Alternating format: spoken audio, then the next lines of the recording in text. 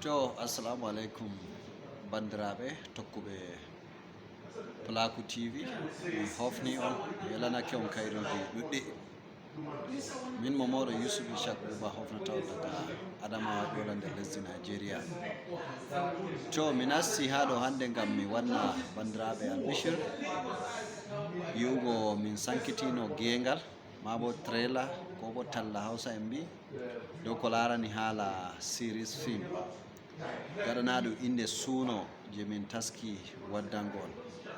Nden bo bon andi suuno ɗo min gaɗi dow fuɗɗay nyande jumɓare go'o lewru sapporu dande ujineji e nogas e go wato 1st October 2021.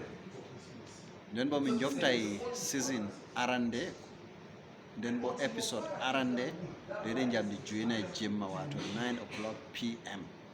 Mi tammi yoftangon episode arande ha hedi laabi matutiyal jaman wato YouTube channel amin je Plaku TV. Ngam may gonde be amin yande jumɓare to jam yande 9 jemma ngam larugo film moɗon ko on ndeni suuno heɓa en giya finatawa meɗen enanta bo ko hani pullo mara nden no hani pullo wonira. On gettama ko ɗuɗa, Allah accu gondal, min getti on, min kofni on, min gelanake on go kayruji ɗuɗɗi.